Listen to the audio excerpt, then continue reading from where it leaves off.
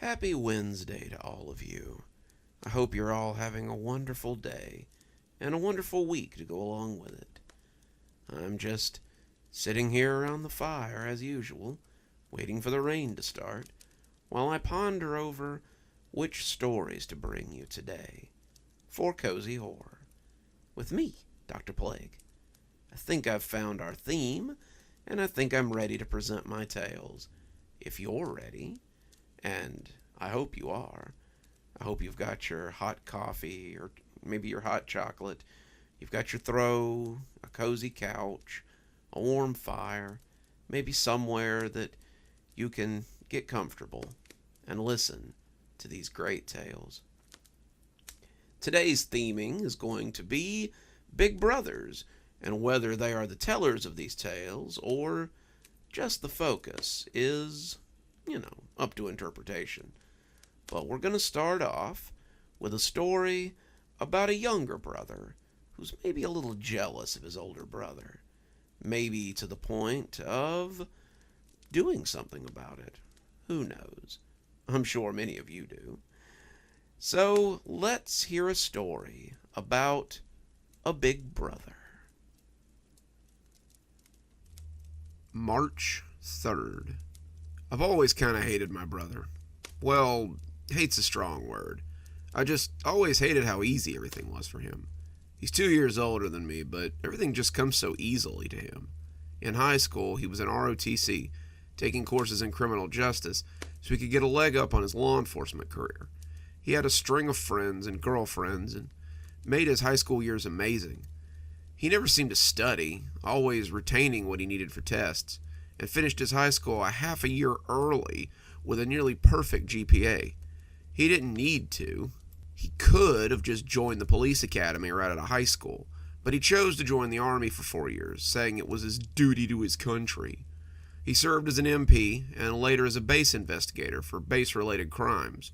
When he got out, he was practically ready to start police work already. Now he's a hotshot detective, while the only thing I got out of high school was an unfavorable comparison to my perfect older brother and too many bullies to count. But it looks like his streak's coming to an end now, while this new string of murders keeps piling up. They're calling him the West End Cannibal, and his crimes are truly horrific. He meets women online, pretty common in this day and age, and then he murders them in their own homes. He cuts them open, sometimes stealing their organs, and they found bites and burns on them as well. The missing organs lead them to believe that he's eating them, but they don't really seem to have any proof. My brother talks ceaselessly about this guy during our weekly meetups to have a beer and talk about life. This is something he insists on, since it gives him an opportunity to talk about himself. My work is so boring that no one in their right mind would want to hear about it. Very little happens to me that would make anyone want to hear about my life. Probably why I'm still single. The crux of it is, my brother told me last week as he sat on his stool at O'Malley's, is that I don't think the bites belong to him. We found dental records from 3 different sets of teeth, and one of them came back with dental records on a recently deceased person. So what, he grave robs too? I asked, not really interested, but wanting to hear him flounder. The guy's still buried, though. We exhumed his body. His wife was right pissed, and we found his teeth intact. We're chasing our tails here. This guy hasn't given us a lot to work with, and his body count is nearly in the double digits now. I pretended to be speculative, but really I was laughing into my beer at him. My perfect brother, so confident and sure of himself, was being thwarted by some nobody. I had sat on this stool for years, just waiting for a story like this. I know it sounds petty, but I like to see him unsure of himself. It makes me realize that he's just as human as I am. March 12th. There were another 2 murders this week. He called me this time, not having time for a beer as the department scrambled to figure this out. I just don't get it, he said, and his voice sounded tired. This guy's a genuine ghost. We have him picking up his first victim on Tinder, but his second victim was some random woman from a bar. Jesus, but he really did a number on her. He slashed off one of her breasts. We found it in the corner. All of her organs were just strewn about the bathroom. We had kind of thought that maybe he was selling them or something, but now he's not even taking them with him. He's just dismembering them and leaving them sitting around. I pretended to listen, cleaning up so I could get home as I prepared to leave my job. But my face likely looked like a kid on Christmas morning. He was really worried about this. He was really worried that he couldn't solve this case. I remember a year ago I watched something similar happen, feeling that this would be the moment of his failure, and wanting to see it. When he caught the guy, a middle-aged cubicle jockey who was murdering prostitutes instead of buying a Jaguar like everyone else who has a midlife crisis, I had watched him crow about it in the press conference and tried not to puke. If pride came before a fall, then his fall was a long time coming. I don't know what I'm going to do, bro. I've been sleeping like shit. I think Carol is starting to suspect that I'm cheating on her. Are you? I asked, ready to put some more arrows in my quiver. No, of course not. I made a note of his quick dismissal, doubting it and saving it for later. But she sees these long hours and jumps to conclusions. I'm out all night pounding the pavement, going over evidence, so I must be out having some kind of affair or sleeping with someone at my office. I can't understand it. I've always taken care of her and the kids. I don't know where all this is coming from. Are you on the job now? Yeah, we're driving to a scene now.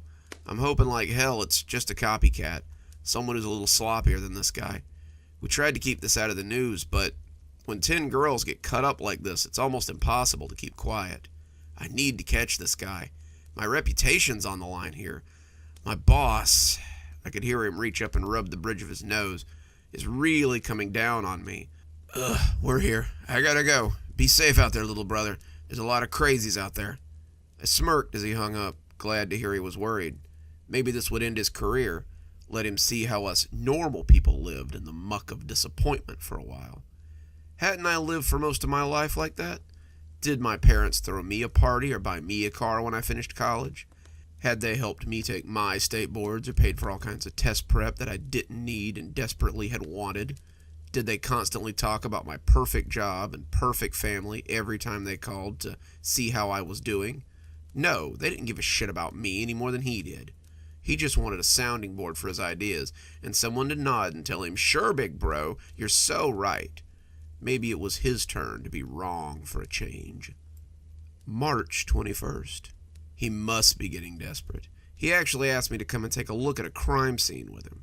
I was just heading to the bar, ready to be regaled on how he could have possibly let this guy kill 13 women and still have no idea who he was, when he called me. He sounded even more frantic this time. The lack of sleep was starting to catch up with him, I could tell, and he sounded like a cornered animal. I didn't let the glee leak into my voice as I listened to him, but I don't see how he couldn't hear it. Hey, would you mind giving me a second set of eyes? Eyes? For what? We found number 14 today. This guy, I swear, he doesn't seem to sleep. He just finds these women and kills them without hesitation. I don't know what to do. I'm coming up with nothing. We found more weird bites on this one, and I feel like maybe you should come take a look. I don't know, give me some insight. Well, I'm no detective. I don't see how I could be of any help. No, but you work at the mortuary. Maybe you can notice something on the body or notice something on the bites. All my guys are coming up with a blank here, bro. Anything you could tell me would be amazing. I contemplated telling him I was busy, but I thought better of it. Maybe I could help him out. Give him some insight. Wouldn't that just burn him righteously? He picked me up near my apartment, and we rode to the crime scene in silence. My brother kept his eyes forward, but he looked like a smack addict as he snuck glances at me. His hair was unkempt, his ordinarily smooth face covered in coarse stubble, and he shook a little as he drove. I assumed he was past coffee and he'd moved on to caffeine pills as he neared his third week of dealing with these murders. What must Carol think of her husband now that he had completely fallen apart? When we pulled up to the motel, a dingy little place near the interstate, he put a hand on my arm before I got out and looked at me darkly. I want to thank you for agreeing to this. It's pretty brutal in there. Nothing I'm sure you're not used to, though. I'm up against it, bro. I don't know what to do.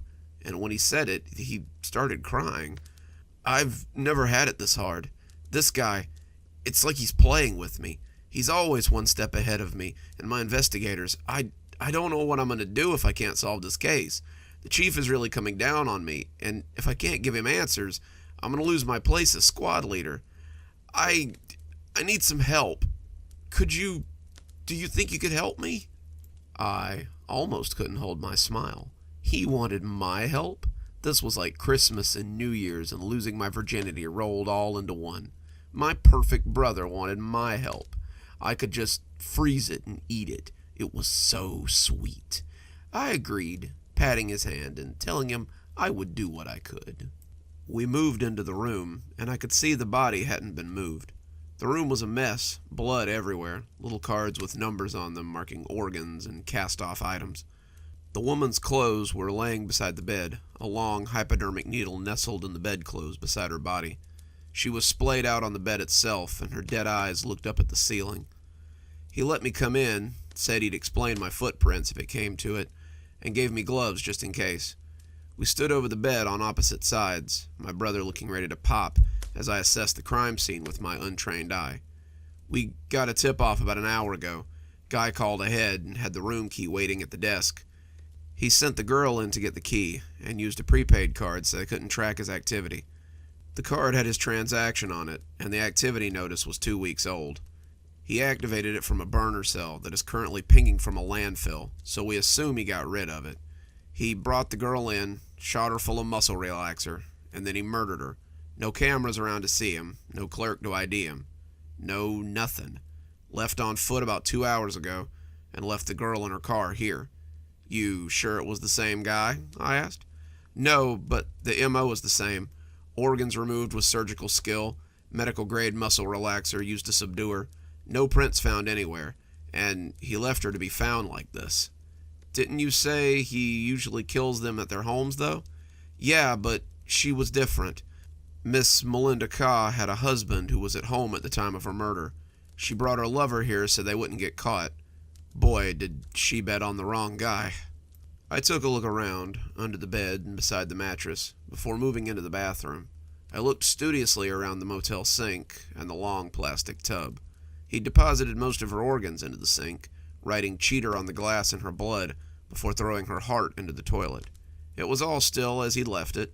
The cops had moved nothing, but it certainly let people know what they were dealing with. After about a half hour of looking, I turned back and shrugged. Sorry, I don't see anything different. Did you, by chance, find out what kind of muscle relaxer the killer was using? No, he must have took it with him.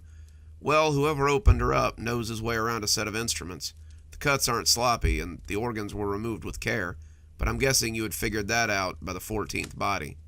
Yeah, we've been canvassing databases for doctors, surgeons, even veterinarians. So far, nothing. I shrugged again. I don't know. You're the cop, not me. All I can tell you is what I see. It's fine. I'll call you a cab. I really want to stay and have a look at the scene again. Thanks for your help, though. I really appreciate it. He was talking on the phone as I left, calling that cab. As he finished, I heard his phone chirp again, and he answered it. I showed myself out, lingering by the door as a gentle sprinkle of rain began. I could hear him talking to someone through the open door, and it didn't sound work-related. He was telling someone about his hard day, and how the case was killing him, and they must have said something that made him laugh, because his next words seemed a little more upbeat. He told them where he was if they wanted to come visit him at work. I could use a shower like you wouldn't believe. Maybe I'll get a room as far away from this one as possible, and tell my wife I'm working late again. I smirked as the cab rolled up. Seems my hunch about his extramarital affair was correct. Seems my brother wasn't as perfect as everyone thought. April 4th. My brother just called me, but I doubt he'll be here on time. They found another victim, number 20 actually, and my brother was more than a little upset about it. He called me from the scene, and I could hear other cops in the background as he stepped out of the apartment. "Where are you?" he asked, his voice husky. "My apartment. Is something wrong?" He just breathed heavily for a moment as I heard the elevator open and close in the background. "Dee Dee is dead," he said with a little sob as he put his back against the wall in that way he does when news hits him hard. "I'm sorry to hear that, but I don't think I know who that is." She was... Look, I'm having a hard time, okay? Carol was icing me out at home. This case is really getting to me, and Dee Dee was just... She was there for me, okay? I nodded, setting the box I was carrying onto my coffee table as I went back for another one. So you were having an affair? It wasn't a question. Yeah, he said, sounding like I had wrung the omission out of him. And now this killer you can't catch has caught her. Am I mistaken? Yeah, you have no idea how much effort it took to pretend like I didn't know her.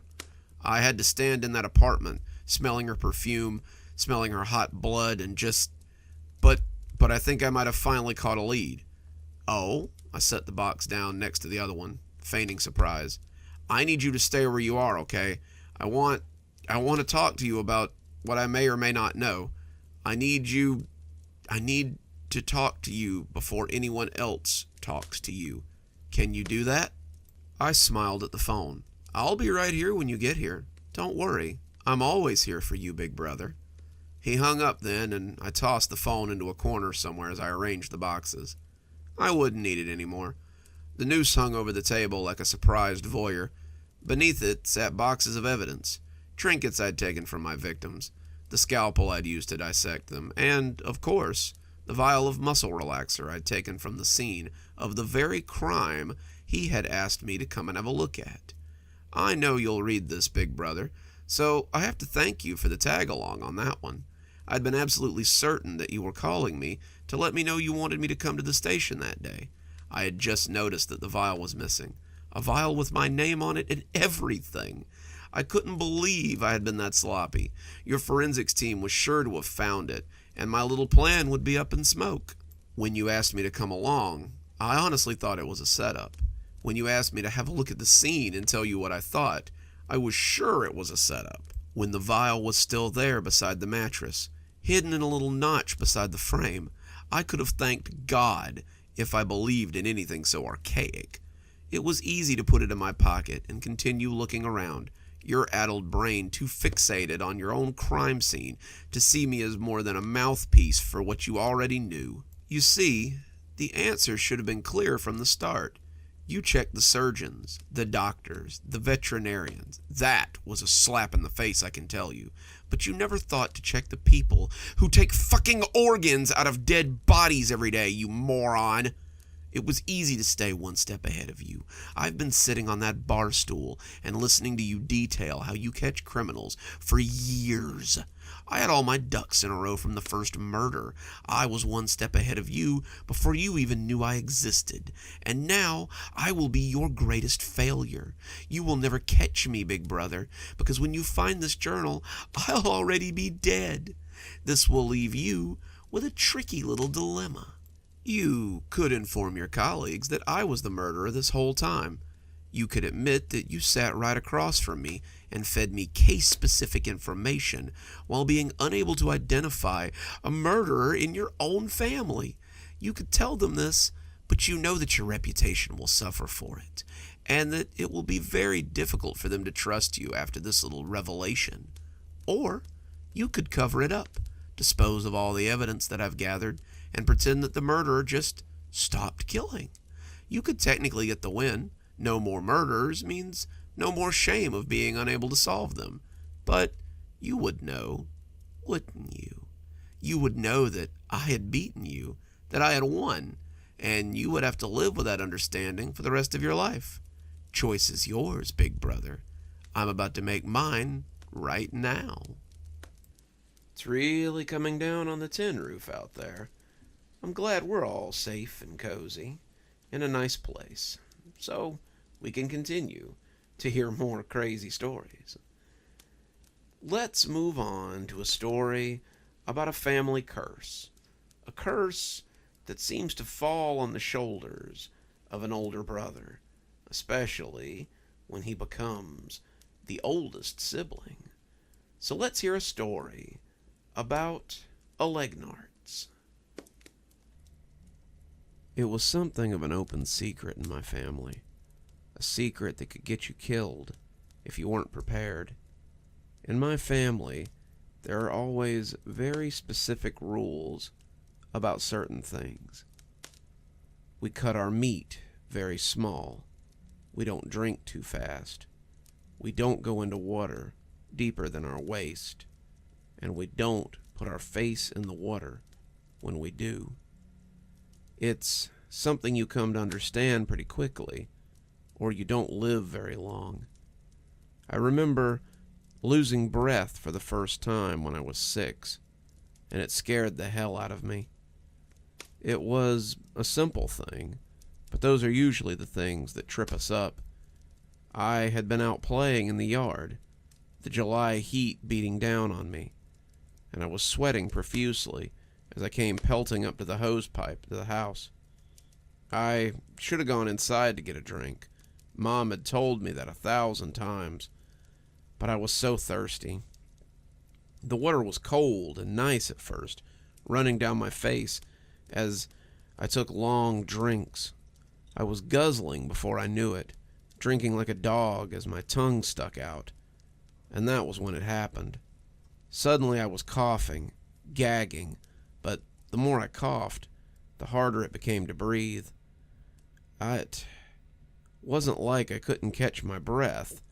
I felt like someone had their hands around my throat, and they were choking the life out of me. I was scared. A child of 6 isn't supposed to be scared like that. And as the little black spots started appearing in front of my eyes, I started to see something. It was like looking at a photo-negative person, an outline made real. It had long, spindly fingers, 3 times as long as a normal person's, and it had them wrapped around my neck as it throttled me. All I could do was look up at it, watching as it shook me slowly and firmly by the throat. I was blacking out, slowly dying in the clutches of this monster. But that's when I heard someone screaming from behind me, "Elgnarts, Elgnarts, Elgnarts." Just as quickly as it appeared, the creature was gone again. It had broken apart, like smoke on a breeze, and my mother was holding me as I lay in her arms. "I'm sorry," she said. "I'm so sorry. I told you to be careful. You always have to be careful. The Elgnarts is always waiting to get you." Back then, I didn't even think to ask her what the creature was. I was a child. Children believe in monsters. We don't question whether there are monsters or not. We question when they will come for us, or if we will be prepared. My mother had saved me, but she had also taught me how to save myself. I was lucky that day. Some members of our family are not so lucky when the Elgnarts comes for them. Despite the curse that followed us, I had a few siblings, 2 brothers and 2 sisters, neither of whom made it to adulthood. I had 2 older siblings, Sam and Gabrielle, and 2 younger siblings, Nikki and Matthew, a boy and a girl of each. I was what you would call a middle child, but I wouldn't be for long. Their deaths were too much for my father. He died before I finished high school, but my mother lived on. It was like she couldn't allow herself to die, knowing that she had to protect her children. Then, just her child, me. My sister was the first to go. She was older than me, 2 years older, and we often played together. I don't think she believed in this creature, but she had always been lucky. She didn't have a chance to see it, like I did. But when I was 8 and she was 10, she died very suddenly. I'm not sure if she believed then, but I believe that she saw the Elgnarts before she went. Mom was busy that day. My baby brother was less than a year old, and he needed a lot of care. My sister and I were home. My older brother was out with friends, and my younger sister was at our aunt's house with her daughter for a play date. And we were sitting around the house being bored.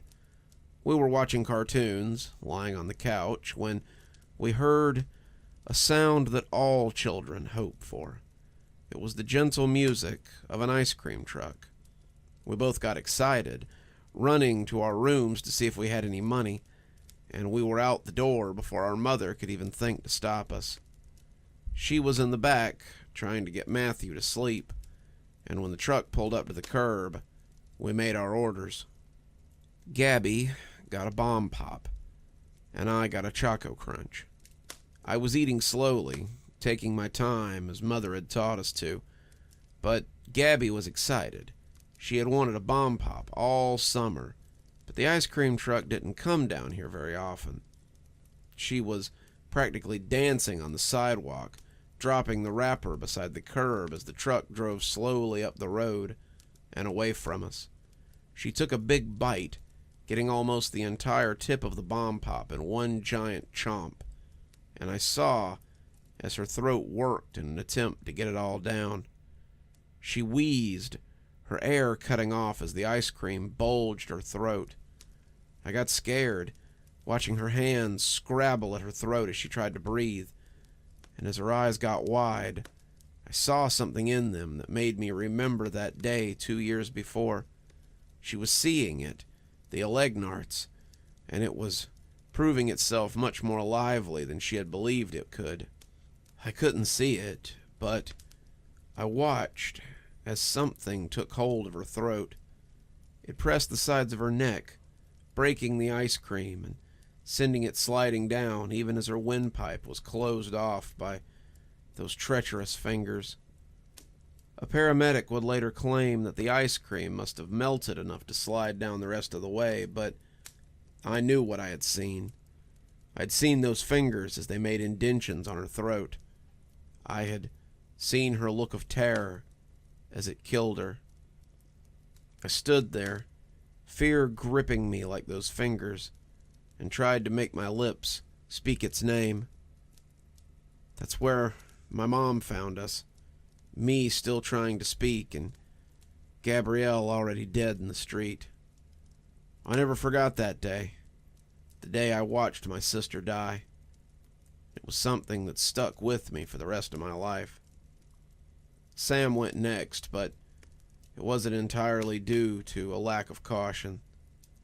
Sam, like me, had experienced something at a very young age, and he had seen the Elgnarts before our mother had made it go away. It had made him incredibly cautious. Sam didn't take chances. He cut his meat fine enough to eat without teeth. He drank most liquids with a straw, and he never took a bite big enough to choke him. He took showers. He didn't go into water that went over his knees, and he didn't put his face in the water.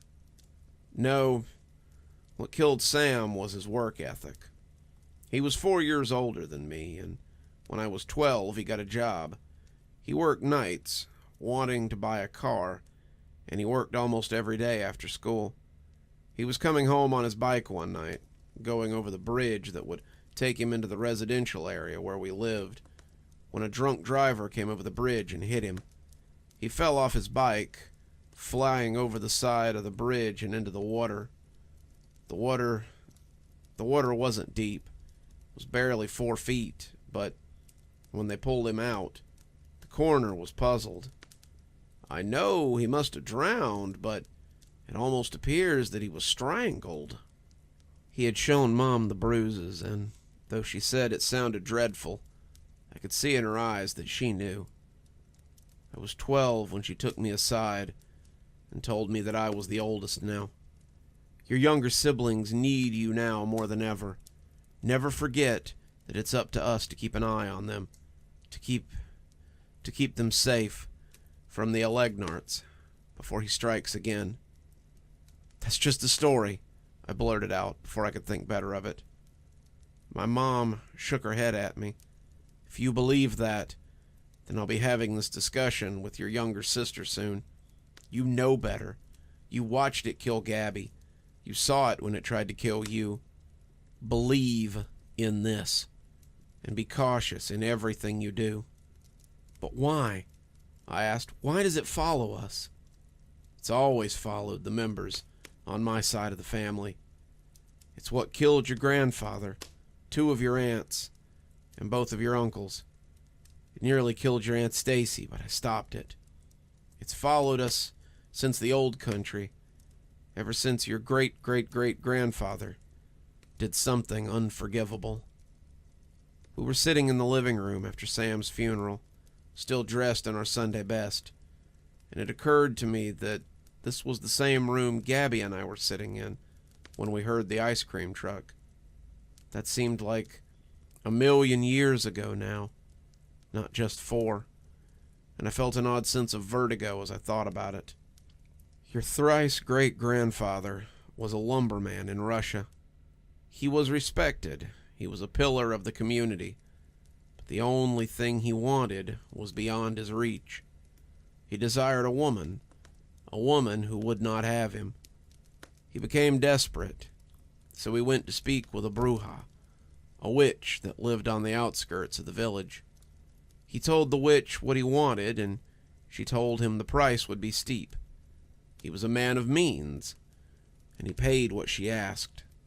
She gave him potions and charms and spoke the words of mysticism, but none of it worked. The woman spurned his advances, and when he told the witch, she shook her head at him and said, "Then it's not meant to be. If your stars cannot be entangled, then they cannot. There's nothing to be done about it." He became irate, telling her that she would give him his money back if she couldn't get him what he wanted. She told him that could not be, that he had paid and taken his chances. Your great-great-great-grandfather became irate, and what he did next could not be taken back. He leapt across the table, knocking her crystals and baubles to the ground, and wrapped his fingers around her throat. He throttled her right there at her table, watching her face purpling, but the witch was not done yet. They say her lips never stopped moving, even as he strangled the life from her. And though he could not hear the words, he would remember them later. Elgnarts, Elgnarts, Elgnarts. She repeated them again and again, even as he strangled the life from her. He felt his own throat closing a little as the rage took him. When he finished, he let go of her and stepped back. He realized what he had done, and he sure was sorry, but there was no taking it back. Unknown to him, the witch had thrown her death curse on him, and it followed his bloodline for the rest of time. The Elgnarts follows us now, just waiting for the opportunity to squash us. It killed all but one of your great-great-grandfather's children, and your great-great-grandfather's children, and so on and so forth. It would have left only me, I suppose, but I saved your aunt, and have kept a close eye on her ever since. I told her husband about the legend, and now he watches her, so I don't have to. That's why you have to help me watch your siblings, so it doesn't happen to them. And so I did. I watched over Nikki and Matthew like they were made of glass, and that's why they nearly made it to adulthood. Matthew was about 4 years younger than me, Nikki too, and it was strange to think of what they might get up to if given the opportunity. It didn't matter. I watched them like a hawk. I hovered over them ceaselessly, and though I think they resented it, they also understood. I stopped Matthew from choking on spaghetti when he was 9. I stopped Nikki from drowning in the kiddie pool when she was 11. I stopped Matthew from choking on a soda when he was 12. I stopped Nikki from choking on ice when she was 13. It was a full-time job, but thinking of Gabby made it easier. I had to save them, like I should have saved her. And it worked, until Nikki suddenly went off script. She wanted to go to the beach with her class in the 10th grade. Nikki, I don't think it's a good idea. I was 20 then, still living at home and watching after them. Nikki was 16 and Matthew was 14, and Dad had been dead for nearly 3 years. It was a heart attack. There had been a close call with Nikki, and she had nearly died after an accident with an allergic reaction to cigarette smoke. He had collapsed during it and never gotten back up again.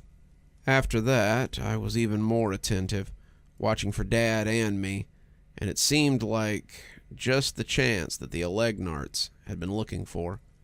Well, I'm tired of never doing anything fun. I want to live a little. I'll be fine. Don't worry so much. Well, what if I chaperone the trip? What if I... No, she said, but she said it gently. I have to be responsible for myself sometime, even if it's just for a little while. My mother and I tried to talk sense into her, but she wouldn't listen. She went on the trip, telling us that she would be fine, but I went anyway. I watched from binoculars from my car, keeping a close eye on her as she splashed and played. I was too slow to save her, though. Too far away. She washed up an hour after the riptide got her. And then it was just me and Matthew. Matthew almost made it. He was so close. 17 and on the cusp of graduation. He had become like Sam, careful in the extreme. He saw the writing on the wall, had seen the Elgnarts many times, more times than he could count, and intended to beat the odds. He went nowhere. He came straight home, and he seemed to be certain that if he could make it to adulthood, he might beat the odds. He was sure of it, and as his 18th birthday approached, I kept an extra close eye on him. He was never far from my sight. We went everywhere together, and Mom commended me for my determination. I'd failed Nikki. I couldn't fail Matt. In the end, I never had a chance. We were watching TV, something mindless, when Matt got up and went to the bathroom.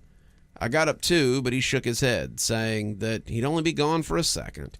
He needed to pee. It wasn't life-threatening. He went to the hall bathroom, and a moment later, I heard the toilet flush. I heard the water come on. I heard it go off.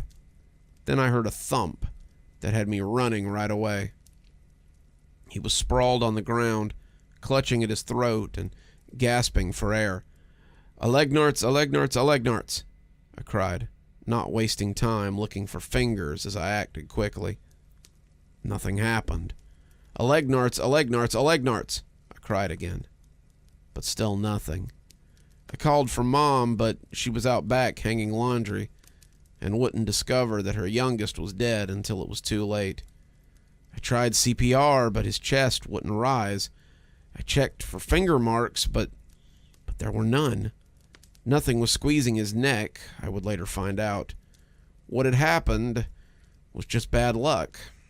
He'd slipped on the floor mat and hit his throat just right, so that his windpipe was crushed. It was a 1 in a million injury, but it didn't stop the family curse from being fulfilled. So I stood there and held his hand, being with him as he died. He was scared. God, he was scared, but I gave him all the love and all the support that I could pass on. After that, it was just Mom and I. But I've decided that it ends with me. I'm scheduled for a vasectomy next month. I do not intend to have children that I will then have to also watch die. Mom didn't understand. She was furious at first, but I think she gets it now. If I never procreate, then the curse ends with me. If I have to remain celibate or become a priest or something, then that's what I'll do. Either way, there will never be another target for the Elgnarts. And so, he will strangle out, as he has strangled out my bloodline. It seems the least I can do to honor the siblings that I couldn't save. Makes you want to be a little more careful how you interact with others, doesn't it? Before you find yourself the target of an old world curse. Moving along, we have an older brother who may have fallen down in his duties somewhat. An older brother who gets to regret at leisure the actions of he and his cousins on a summer day not long ago. So let's hear a story about going into the blue. I opened the mailbox and started shifting the mail around to see what today's bunch of crap was. Bill, credit card offer. My hand froze as I looked at the envelope, my jaw quivering a little as I read the address on the front and the name of the sender. This hadn't happened in years, not since I'd left college, but I'd felt safe enough to settle somewhere, hoping that the letters had stopped. It had been 3 years since she'd written, but it made me feel like I was a teenager again, fearing that anyone but me would find those letters. From Catherine Mansley to Justin Mansley. Dear brother, it's been so long. You should come see me in the blue. Love, Catherine. I tore the letter up and went back inside, trying not to notice how the paper had made my fingers feel clammy and moist. The envelope, too, had been the same way, moist and difficult to hold. It was like wet paper that had dried badly, but it was always that way. When Catherine sent me letters, they were always like that. I had kept them at first, hiding them so no one would find them, but I burned them now, not wanting them anywhere near me. I picked up the phone to call Daniel, but it went straight to voicemail. I tried to call my uncle, but Uncle Mike was hoping I had seen Daniel. He said he'd been missing for a week now, and everyone was getting worried. I can hear him calling me now as I sit on the floor with my knees against my chest, trying not to hyperventilate. But I know it's useless. That feeling is the closest I can come to drowning, the closest I can come to understanding why Catherine writes these letters. Daniel, Carter, Clint, Henry, they're all gone now. I'm the last one that Catherine hasn't got. When we were kids, or early teens, we would all stay at Grandpa's cabin over the summer. Grandpa was long dead, Grandma too, but the cabin was always called such. My mom and Dad would usually come up first to get it ready, and I loved the time before my cousins got there, the times I could just enjoy the cabin. I haven't been back in years, not since we went back for Clint, but I can still remember the cabin. It was more of a lodge than a cabin, and Dad claimed that Grandpa's dad, our great-grandpa, had built it by hand. It was made from the huge old trees in the area, and it had a big area downstairs with 4 rooms above it. The rooms were easily as big as hotel rooms, the Motel 6 kind, and they held our family and the families of my cousins easily. Dad had a brother, Uncle Mike, and a sister, Aunt Claire, and both of them had 2 kids. Catherine was the only girl in the family, other than Aunt Claire, and the youngest. That meant she tried extra hard to keep up with her older cousins, and it often led her to trouble. The time she fell out of a tree and broke her arm, the time she'd bruised her legs and butt jumping her bike over a 15-foot drop, the time she'd nearly drowned at Carfer's Pond, were all times she was trying to keep up with us. We were merciless, too, giving her no quarter, and it must have been miserable for her. We loved to hike and swim and spend time in the cabin, but the thing we all looked forward to seeing the most when we came out here was the blue. The blue was a hole in the woods, more like a pit than anything, with water inside that was perfectly blue, like the stuff inside the jar where the barber keeps his combs. It went 30 feet into the earth, the precipice sheer and easy to stumble into if you weren't paying attention. The water inside was so blue that it hurt your eyes if you looked at it for too long, and it always looked artificial to me. Someone had hung a bridge over it, a rickety thing that swung across on ropes, and my cousins and I thought it was great fun to go and tempt fate by bouncing on it and making it sway. Thinking about that now makes me downright shudder, but all kids think they're immortal. I was 12 when it happened, but it could have happened before then easily. We'd been at the cabin a week, swimming and fishing and generally enjoying our time in the woods, when Clint said he wanted to go see the Blue today. He said it quietly because if he had said it any louder, his mom or my mom would have heard, and that would have been the end of it. All the adults knew about the Blue and had forbidden us to go anywhere near it. Dad had told us stories about playing on that bridge when he and Uncle Mike were kids, but Aunt Claire had always been too scared to go on that rickety old thing. I think my dad knew that we were going to go out to the Blue, probably expected it, and never expressly forbid us to go there, unlike my mom. He knew that forbidding it would just make it more enticing, and if he let us get it out of our systems, the Blue would become boring, all on its own.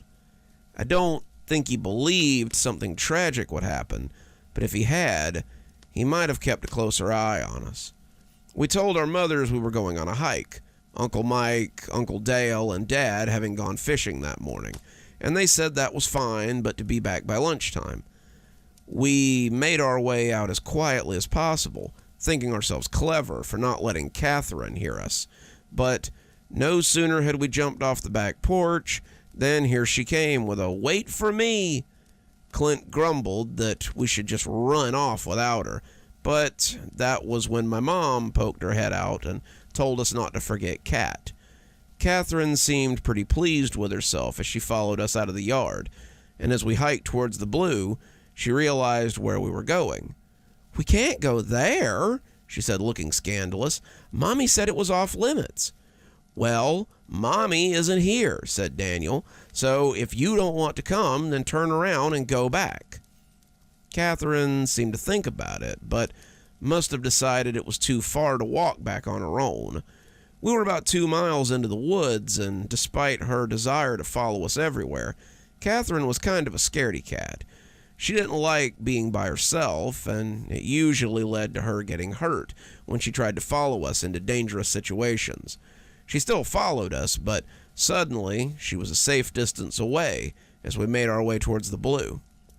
When the trees parted and the edges of the pit opened up, we knew we had arrived. "There it is," Clint breathed, the lip coming into view not long after. "So cool." We had seen it a dozen times, but it was always awe-inspiring. The hole was like something punched by a meteor, the edges jagged and uneven. Maybe there was a meteor at the bottom. Maybe it was what made the water so blue, but we had never seen it. Well, not yet. We were only really interested in the bridge that day and cared nothing for the natural beauty. We spent the first few minutes just leaning over the edge and spitting into the water below. We couldn't see when it hit, but we knew it had.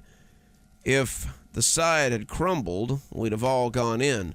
Then this story might have been very different. "Let's go on the bridge," one of them said. I think it was Clint, but could have been any of them. It was definitely Carter who agreed, but we all wanted to go. The bridge was what we lived for, the thrill we came back for, and the second my hands touched the ropes of that swinging death trap, I felt the adrenaline begin to pump within me. The bridge was in disrepair from the first time we found it, and it had only gotten worse over the years.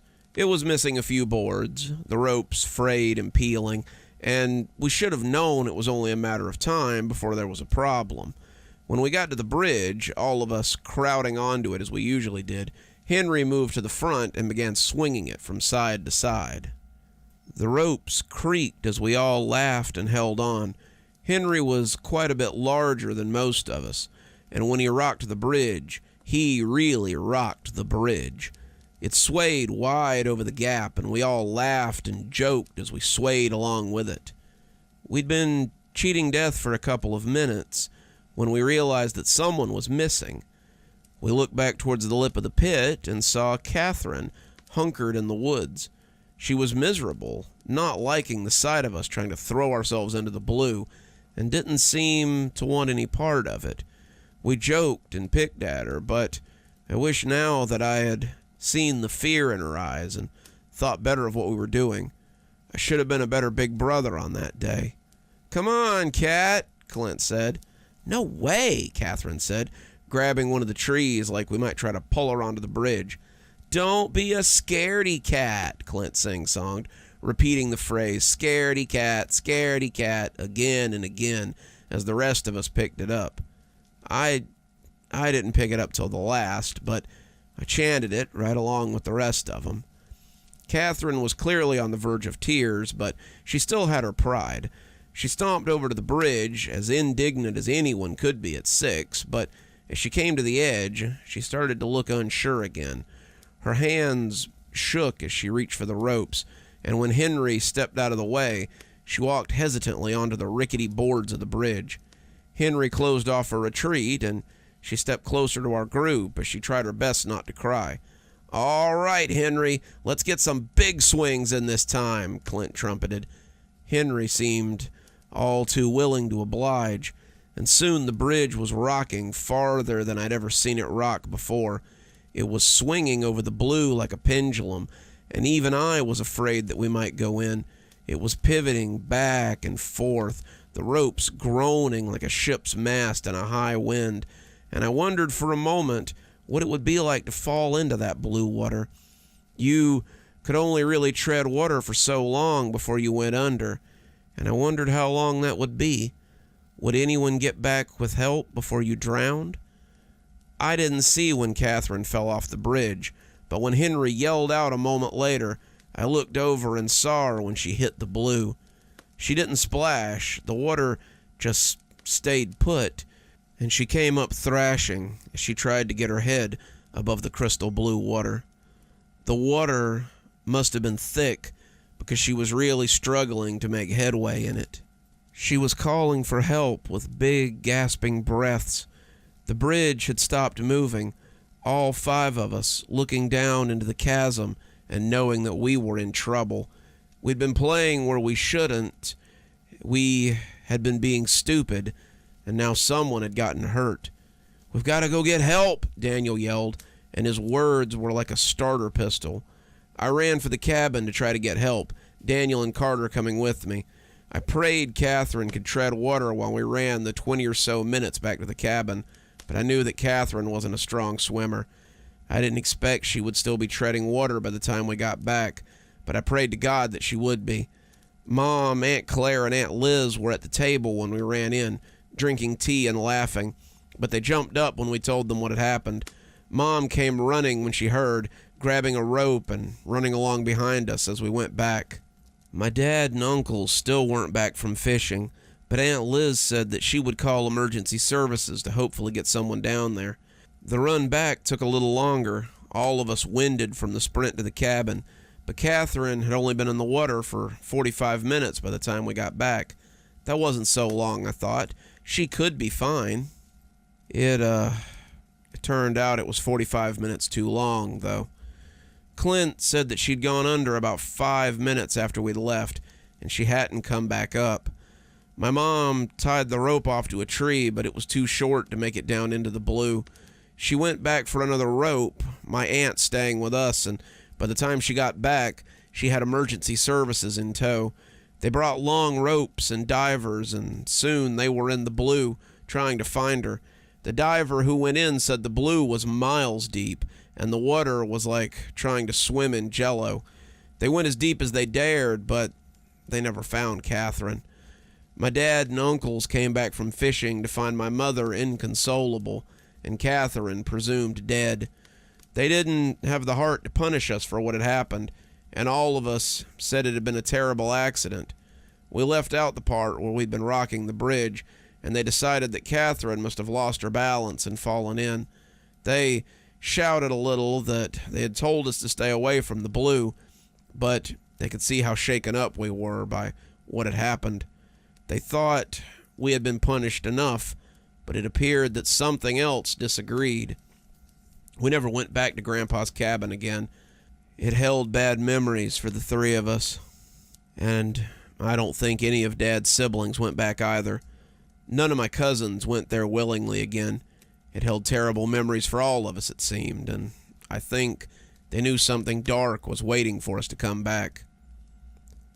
The first letter showed up 2 weeks after Catherine's funeral. The 2 weeks after we buried my sister were a really bad time for me. I was sad about what had happened to Catherine, but I was also unbelievably riddled with guilt over it. I felt that I had every right to be guilty. I'd played a part in what had happened, but I didn't think I'd been the biggest part. Looking back, my cousins were really the ones that had pushed her to get on the bridge, but I hadn't stood up and tried to protect her either. I'd failed in my duties as a big brother, and she had paid the price. My parents had been talking about back-to-school shopping, something they seemed unwilling to do, and my mother was trying to guilt my father into getting it done. They were both distraught over the loss of Catherine, but my mother had always been a bit of a realist when it came to things. My sister was dead, but I would still have to go to school whether I wanted to or not, and I would need things to begin school with. While they were arguing about it, Mom told me to go get the mail, see if the circular had come in. I think she wanted coupons out of it, but I can't really remember. I would find it hard to remember much about that day when I looked back, except for the letter. I went to the mailbox and found that there was a circular in there. There were also 2 bills, a couple of condolence cards, and a letter in a strange envelope. The envelope felt moist, the paper seeming damp and moldy, and I didn't like to touch it. I started to sandwich it between the condolence cards, and that's when I noticed it had my name on it. From Catherine to Justin Mansley. I felt the other pieces of mail slip from my fingers when I read the name. It couldn't be. Catherine was dead, dragged into the blue by whatever lay below, and there was no way that this letter could be from her. I thought it might be a trick, maybe one of my cousins, but they had all seemed as guilty about what happened to Catherine as I was. Clint hid it behind a constant stream of humor, but he still clearly felt like he needed to hide what he'd done. Like me, he realized that he could get in trouble if they knew that he'd been goofing around, and I didn't think he'd be stupid enough to try to pull something like this. I opened the strange envelope. I didn't want to. I wanted to throw it away, but I had to know what was inside. Even at 12, I knew there was no way it could be from Catherine. Dead people didn't send letters to the living, but I still had to know what was going on. The letter was brief. All of Catherine's letters have been brief. It's your fault. You should be the one in the blue. I just stood there for a moment, looking at the letter. I started to rip it up, thinking again that this was a cruel joke, but something stopped me. It isn't something I can really explain, but tearing that paper felt like tearing pages out of the Bible. It felt fundamentally wrong, and I ended up stuffing it in my pocket instead, as I collected up the mail that I had dropped on the pavement. I couldn't destroy it, but I didn't want my parents to find it either. What would they say if they saw it? Would they know what I'd done? I couldn't risk that. I was in enough turmoil over my sister's death without my parents blaming me for it. I came in and dropped off the mail, sneaking up to my room as I hid the letter in a box of baseball cards under my bed. It wouldn't be the only one soon enough. Over the next 2 months, I got 2 more letters, each on the same day of the month. After the second one, coming about 2 weeks after school started, I started checking the mail every day to make sure the letters didn't get picked up by my parents. I hid them in the same box, each of them reading similar to the one before it. I'm lonely. I miss you. It's your fault. Come to the blue. Come to the blue. Come to the blue. It was October, the leaves already a vibrant orange in the front yard, when Clint called me after I received my 3rd letter. "Are you doing this?" he asked, sounding angry and scared. Sounded like he was shaking something in the background, paper or something, and I asked what he was talking about. "These letters. Carter and I have each gotten 3. If this is you, then you need to stop. We all feel bad about what happened to Catherine, me especially, but this is going to get us in trouble. If one of our parents found those letters, then we could be in serious trouble for what we did. Your sister is gone, man. I'm sorry for it, but this isn't going to bring her back." I knew what he was talking about without having to be told. I told him I'd been receiving them too, and I bet Henry and Daniel had been getting them as well. I still didn't think they were from Catherine. There was no way for dead people to write you letters, but somebody clearly knew what we had done in the woods. Clint said that was impossible. We had been the only ones in the woods that day, or at least the only ones around the blue when Catherine had fallen in. He said it had to be one of us, and before he hung up, he was going to call Daniel to see if he was the one playing bad jokes. He called me back 20 minutes later and said they were just as freaked out as he was. He says he's been dreaming about the blue, and he knows that Henry has too. Henry's talking about the blue a lot these days, and Daniel is scared he's going to tell somebody what really happened. I hadn't thought of that either, but I suppose by then I thought it might be what we deserved. The letters kept coming on the same day of every month, and I realized that it was the same day that Catherine had gone into the blue. We all received our letters on the anniversary of her fall, and as Christmas came around, we all started to worry about Henry. Henry had always been a big boy, looking like a high schooler, even though he was only a year younger than Daniel. But when he came to our house for Christmas, he looked like he'd lost 30 pounds. It also looked like he might be pulling out his hair. He was twitchy, quiet, nothing like the boisterous boy we had seen a few months ago. Daniel told us that when he talked, it was about the blue. He said he dreamed about it, drew pictures of it, and in the pictures, Catherine was floating in it.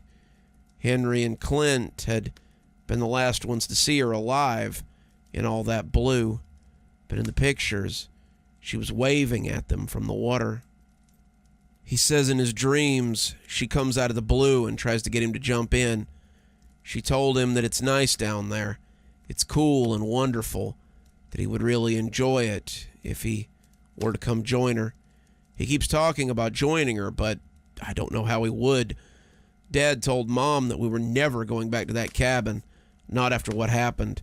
They're all really afraid that one of us will fall off that bridge if we went back, Daniel told us as we sat around the kids' table in the den. Henry sat at the table with us, but he did little more than move his fork around in his mashed potatoes, not really eating anything. A couple of months later, my aunt and uncle put Henry in a psychiatric facility. Dad told us he was sick, but Daniel said he'd started having night terrors, and he almost completely stopped eating. He couldn't go to school. He wouldn't play. It was like he just shut down completely. Daniel was afraid to sleep in the same room with him, and he really hoped that whatever this place was they had taken Henry to, that they could fix him. A month after that, Henry broke out of that facility and was never seen again. No one was quite sure how he had gotten out without being seen, but Henry was gone. Everything in the room was exactly the way it had been the night before, including the restraints that were still buckled in the same way they had been when the orderly put him to bed. The police thought for sure that they would find him walking along the road or something, maybe in the woods around the place, but they never did. Uncle Mike and Aunt Liz were devastated, but the four of us were pretty sure we knew where Henry was. They'd never find him, just like they never found Catherine. We were all pretty sure he was in the blue. The facility they put him in was about 30 miles from Grandpa's cabin, but we were still certain that that's where he was. When I got my letter that month, all my questions were answered. Henry came to join me in the blue. You should come and see him. He's much better now. Daniel and Clint called me later that day, and I told them I'd gotten the same news. What are we going to do? Clint asked. I didn't have an answer. Carter went next, though it took him 2 years to do it. Carter was about 2 years younger than Clint, the youngest of the cousins besides Catherine, and he held out only because he and Clint were so close. I don't think Clint's parents ever had any inkling of what was going on with their son, but by Thanksgiving, he was looking the same way Henry had. He was barely eating, and only then because Clint coaxed him. Clint had changed a lot since that summer when we lost Catherine. He had softened a little, and I think he had realized that life was a little more fleeting than he had believed. He said Carter wasn't sleeping, was having nightmares about the blue, and told Clint that Henry was in the dreams too now. Carter was smarter than the rest of us, not that that was saying much, but I think it helped him put off the bad feelings and get through it for a while. Unlike Henry, Carter just looked tired all the time, and when he came to my 14th birthday party that year, the bags under his eyes looked like bruises. "It's not as bad as it looks," he told me with a faint smile. "My parents sent me to a doctor to get some meds that help. Well, not really help, but they let me sleep. They make it harder to get out of the dreams, though." I asked him about the dreams, and despite Clint telling me not to make him think about them, Carter said he didn't mind. Daniel and I sat close, like students listening to a lecture, and Carter reeled a bit as he thought about them, not seeming sure how to begin. "I'm standing on the bridge. It's nighttime. It's always nighttime in the dreams, and I'm looking down into the blue. It's..." He blinked really fast for a few seconds and shook his head before going on. "It's glowing in the dreams. It's always glowing. As I stand and look down, Catherine and Henry come up out of the water and wave at me. They tell me to jump. They tell me to join them.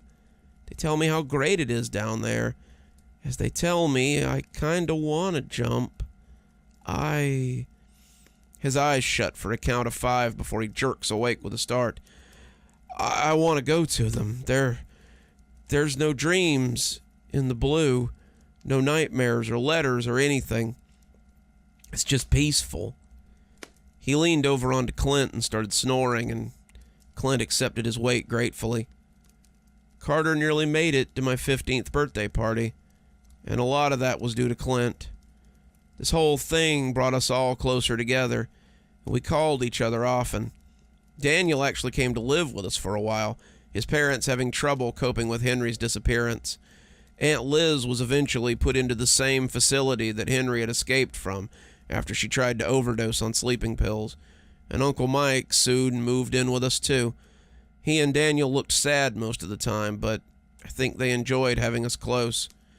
Daniel had started having the dreams a lot more often, but he was 15 and starting high school, and he had other things to occupy his mind. If there was anyone who could have used our help, it was Clint. Clint had started high school too. He and Daniel were a year older than me, but he missed a lot of days while he tried to take care of Carter. Carter was losing his mind at an alarming rate, and Clint confided that he had started strapping him into bed at night. I caught him sleepwalking to the front door, and he fights me when I try to get him back to bed. I don't know how my mom and dad haven't noticed yet, but I may have to tell them soon. He's like a zombie, and I don't know how he makes it through school every day. A week before my 15th birthday, Aunt Claire called to tell us that Carter and Clint had gone missing. "They both disappeared in the middle of the night," she said tearfully. "I just don't know what to do. The police have no idea, but I'm hoping that maybe they'd gone to your house for some reason and they were safe." My mom said they hadn't, but she and Dad said they would help her look for them. "Clint's bike is gone, too. I told Dale that Indian Scout was a bad idea, but he swore Clint was responsible and that he wouldn't just up and leave without telling us." Daniel and I were eavesdropping, and he said we both knew where he'd gone. After my parents left to join the search party, we piled into Daniel's Jeep and went to Grandpa's cabin, as little as we wanted to. Uncle Mike had left him the Jeep when he got his driver's license, but this would be the longest trip we had ever made in it. Grandpa's cabin was about 2 hours from my house, and despite having left a note, I was sure my mother would be worried sick. The drive seemed to take forever, and when we pulled up in front of the cabin, we found Clint's motorcycle out front, and we knew what we would find. It was dark when we got to the blue, and Clint was kneeling on the ground as if praying. The dirt beneath his forehead had turned to mud, and he didn't even look up when we approached. "I didn't catch him in time," he said through tears. "I didn't wake up until the sun was nearly up. By then it was too late. He beat me here by minutes, though I don't know how. I tried to catch him, but he was already standing on the edge when I got here. I begged him to come back, but he just pitched over and went into the blue. He was right," he said, pointing. "It glows at night." I hadn't even noticed, but as I looked up, I could see it now. The blue was glowing like the iridescent moss you sometimes found in caves. And as I looked down, I thought I saw 3 people swimming down there. They were looking up at me, but I leaned away before they could entice me over. "Clint," Daniel said. "Clint, we need to go." "Go?" Clint asked, not seeming sure what he was talking about. "Yeah, we need to go. It's too late for Carter, but your mother's worried sick about you. Aunt Claire thinks you and your brother have been kidnapped. Maybe even that the same people got you who got Henry. Let's go back. Let's go back before something happens." "Something already happened," Clint said, his voice husky. "Carter's gone. Henry's gone. And I'm tired of living with these dreams every night. They aren't going to stop until we all go in. And I'm tired of fighting it." "What are you?" Daniel started, but Clint had stood up and sprinted for the lip of the drop before we could stop him. Daniel made a grab for him, but missed completely. We both stepped after him, trying to catch him, but he was over the edge before we could even process what was happening. He didn't splash when he went in, just like Catherine hadn't, and Daniel and I stood there breathing heavily as we watched the still surface of the blue. When he didn't surface, we walked back to the cabin with only the moon to guide us and called our parents. Emergency services came in to dive in the blue again, but Daniel and I just sat there in shock. We've got to get some distance from this," Daniel said. "Maybe if we go where she can't find us, the dreams will stop and we can avoid the same fate as the others did." I asked him if he believed that, and all he could say was it was worth a shot. They sold the cabin after that. My Aunt Claire and Uncle Dale had lost both their kids in one night, and they took it pretty hard. Daniel and I helped each other through the next few years, but when Daniel graduated and said he was taking a job overseas, I could tell that the dreams were starting to get to him. I'd kept my grades up, using the sleepless nights to study, and was eligible for early graduation. I'd been accepted into a college 3 states away, something that broke my mother's heart. Daniel wished me luck. For the next 3 years, we just kind of maintained. The dreams got better with distance, and soon I stopped having them altogether. Daniel told me the same and built a life for himself in South America. After 3 years, I almost forgot about the dreams and the blue, just chalking it up to something remembered wrong from childhood. And as I got closer and closer to graduation, I couldn't wait to start my new life. Then Aunt Liz died, and Uncle Mike had begged Daniel to come back. Aunt Liz had died of a stroke in her bed, having left the facility years ago. And Uncle Mike was a mess. He had never really gotten over the loss of Henry, and he begged Daniel to come back and help him. Daniel had agreed to come back and help with the funeral preparations, but then he said he had to go back. He invited Uncle Mike to come back with him, saying he could stay with him in South America, but he doubted that he would. "It's only for a couple of weeks, a month tops. I'll be fine," he assured me. Now, he was gone too. As I sit on the floor typing this out, I can hear something I haven't in 3 years. The blue is calling again.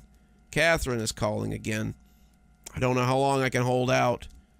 Sooner or later, I'll go join the rest of them. Sooner or later, I'll return to the blue. The old guilt is still there. It's always been there. I was a fool to think I could run from it. I should have saved myself the trouble and jumped in the night Clint went in. Now, I'm the last. It's only a matter of time before Catherine gets me, too. Sometimes these story blocks like this make me want to call my own little brother. I wonder what he's up to. I hope he's doing all right. Speaking of sibling dynamics, let's move on to a story about a younger sister who might or might not have been traumatized by the actions of an older brother and his friends, especially by their final actions. So let's hear a story about the Corn Man. I remember it like it was yesterday. My mom was at work, and my brother Daryl was watching me. Daryl was older than me, about 6 years, and he was kind of a jerk. Our dad had left right after I was born, and Mom had to work 2 jobs to keep us fed and clothed and keep the lights on and the roof over our heads.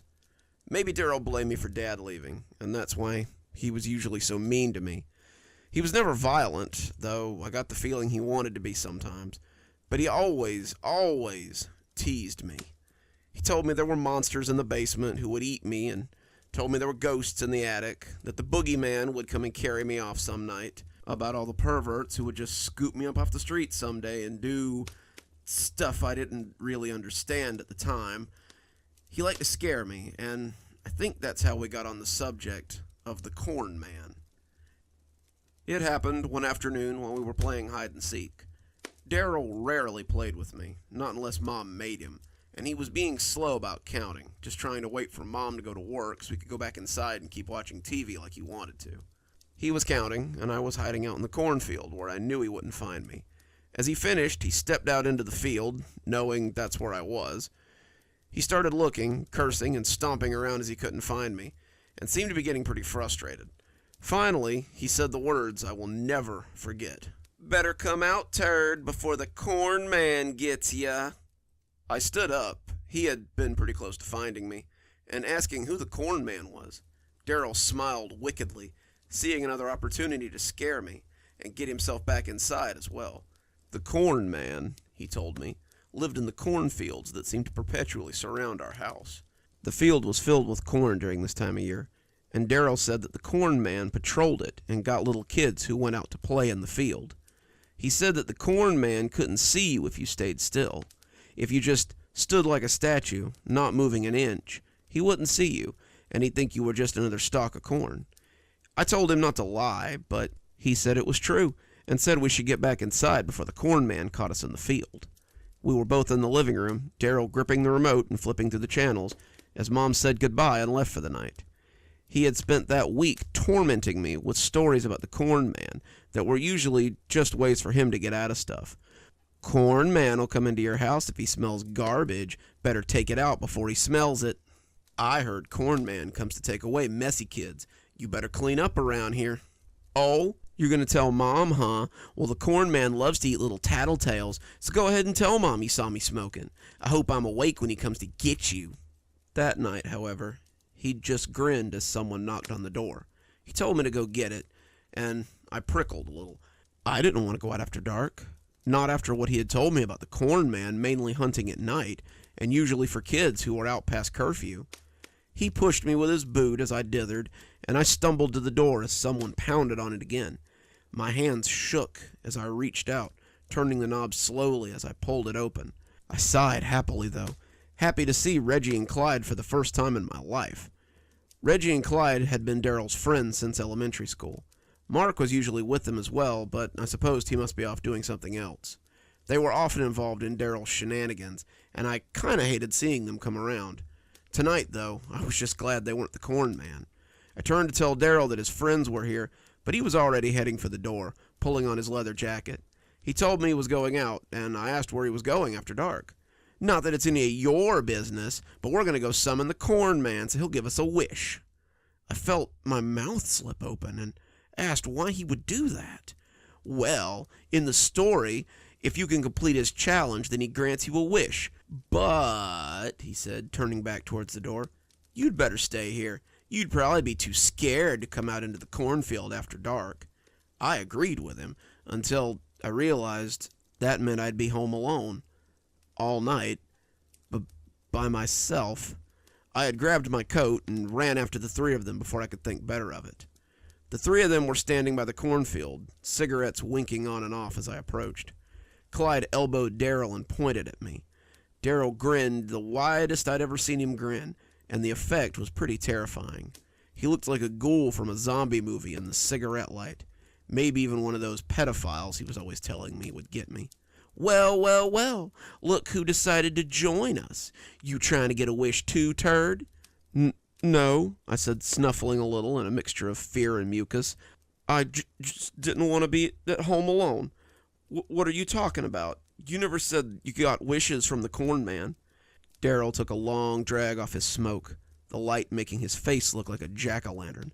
Well, the word is that if you stand in the field and say the magic words, the corn man will come and test you.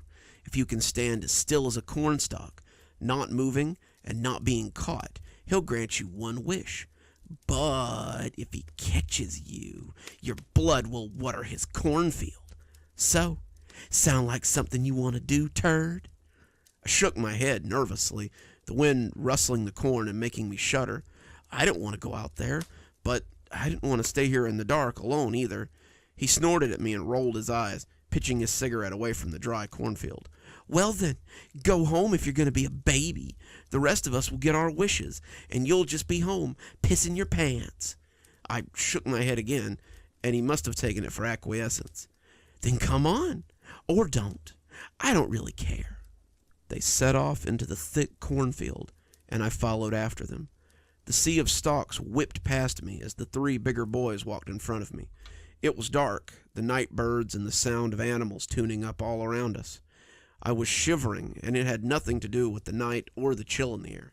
I was scared, terrified even, and the jostling boys laughed and whispered to each other as they walked towards the center of the vast cornfield. When the corn surrounded us, we stopped, and Daryl turned to look at us. Okay, so now we chant the special chant to summon him. They stood in a triangle, looking at me, and I moved up to make it a diamond. Corn man, come to me if you can. Corn man, I can stand as the cornstalks can. Corn man, still as stone, not like a man. Corn man, still and quiet as the cornstalks can. He looked at us as he finished and told us to chant with him. As we raised our voices to the sky, I began to slur my words as my teeth chattered.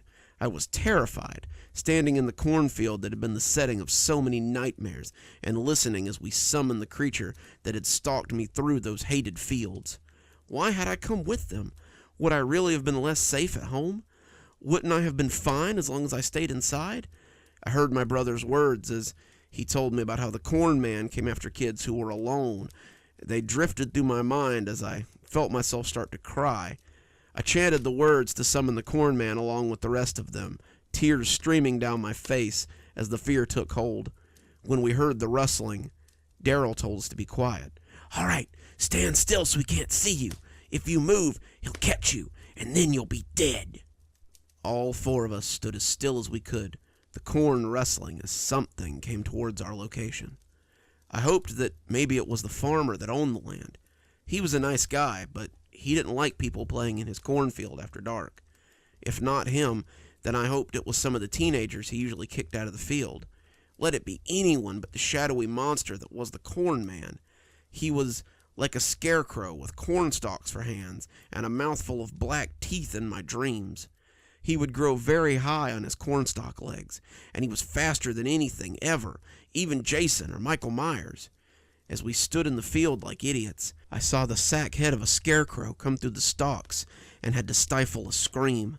He was wearing overalls and a straw hat, his face a sack with grease paint, and he was lumbering up out of the corn shakily. He had normal hands, but one of them was holding a scythe and the other was holding a hatchet. As he came stomping out of the corn, I held as still as possible, not moving a single muscle. He was real. He was actually real. In my mind, I had believed in him. Of course I had, but I had hoped that he wasn't really real.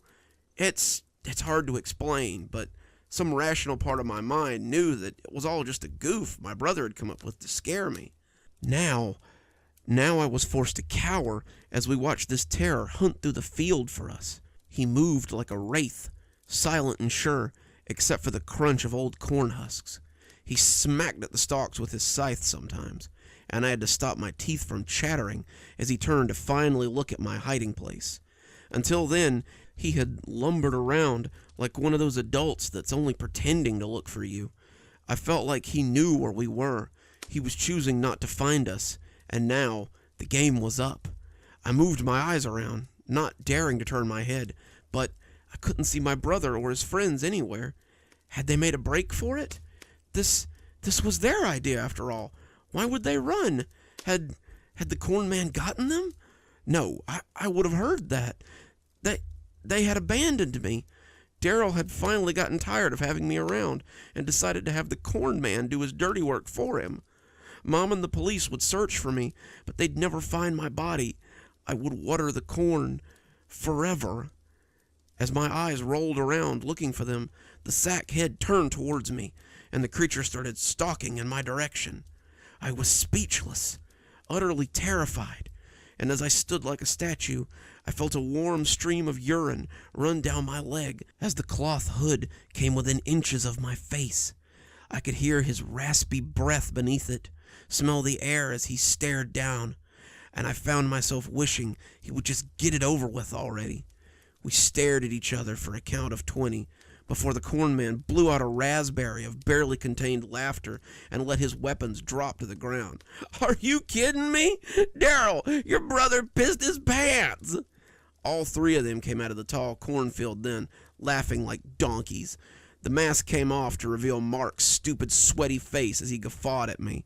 They surrounded me like a pack of jackals, and all pointed to the piss stain on my pants and the liquid running down into the dirt. I felt the tears falling again, but my body was still locked in a rictus of terror. Daryl had tricked me. He'd tricked me again. He had terrified me and humiliated me, and now I would have to walk back home with cold, wet pants as my brother and his friends laughed at me. I wanted to run away, but my legs weren't quite ready to spirit me away just yet. That's probably the only reason I'm still alive. I saw Mark jerk suddenly, the smile dribbling off his face as something squelched from his stomach. It spattered across my brother and his friends, though they noticed it too late. I, however, couldn't help but miss it as it pattered across my face and chest. It was blood, thick and red, and they turned as a horror strode from the field of lush cornstalks. My mind hadn't done him justice. The corn man, or whatever he was, looked more like a terrible husk doll that you sometimes see at the farmer's market when Mom took us. It appeared to be woven together from corn husks and corn stalks and the silk tops of the plants. It was dirt and leaves and corn cobs and live plants. Its entire body seemed to move like a living vine. It moved with a complete form, its entire being, and it waded into Daryl and his friends like a force of nature. Clyde had turned to look at what had wetted him, and I saw that twisted gnarl of root and cornstalks slam into the side of his head. His neck audibly broke, bones poking out from his collar as he fell sideways into the corn. Daryl screamed, Kyle cursed loudly, and I stood rooted in fear as the corn man went about his work. "No way!" Daryl yelled, stepping back as he turned to face the creature. "No friggin' way!" "It's real?" Kyle asked. The creature momentarily stalled as it looked at them speculatively. No, I made it up. I made the whole thing up. It can't be real. It can't be real. It can't be..." He died with that negation on his lips. The corn man extended his thick, rooted arm, and it grew as it coursed towards Daryl's head. Daryl's screams were cut off as the root covered his face, his throat bulging as it poured its roots and stalks down his throat. I could see his body twitching, his limbs convulsing as the corn man pumped his roots into him. My cheeks were wet again, my terror-fueled tears streaming down my face as Kyle made a run for it. He disappeared into the corn, just in time to miss the fate of his friend. Daryl's body erupted in a spray of corn stalks as they burst from him in a red spray of arterial blood. He crumpled, very dead, as his form was shredded. He lay in pieces, his body watering the corn just as he had said. I was resprayed with blood, this time being washed in the deluge, but I was still frozen with fear. My body had hit that point where it was numb, too scared to move, and as the corn man stalked in, I could hear my ragged breathing intensifying. I couldn't move, I couldn't speak. I just knew that this was the time when my own blood would water the cornfields, just like Daryl's. He stood face to face with me, much like Mark had when he was pretending, and as the seconds spread out, I felt like my heart must surely stop, and I would die of fear. Then, to my amazement, the corn man spoke. "You have passed my test. You truly can do as the cornstalks can, and have earned a boon of me. What do you desire of the corn man?" I was speechless, my body unmoving, as I continued to stand like a statue before this hulking horror. His voice sounded like the whispering of wind through the cornstalks, and if I hadn't been frozen in fear, I would have shuddered out of my skin as his words hit me. He loomed over me, his body bathed in the blood of my brother and his friends, and I was left to shudder and shake as he stared at me. He cocked his head, his roots making a strange creaking noise as he studied me in my fear. Come now, there must be something you desire. Why else would you brave your death at the hands of the corn man, if not for a boon?" I looked up at him. Even hunkered down, he was taller than me, and my eyes streamed with tears, my body unable to move. "Very well. Know then that the corn man owes thee a boon, a favor as your people say, and he will be back to collect in time. Think well over your wishes, that my debt may be paid." Then he lumbered off after Kyle, his steps groaning as he moved, and I was left standing amidst the stalks. That's where they found me the next day. That's where they found me, and what was left of Daryl, Mark, and Clyde. I was catatonic for days. I had remained still as a stone in the field all night, not daring to move as the fear held sway over me.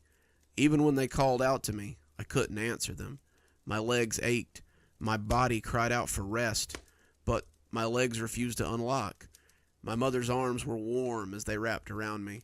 I was cold, hungry, my throat like a desert, but I couldn't move or speak. They kept me in the hospital for weeks, trying to figure out what had happened to me.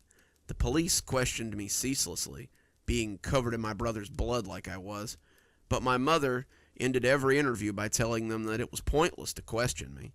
They assumed that I had watched the 4 boys being murdered, Kyle's remains found further out in the field, and I had been traumatized by the events.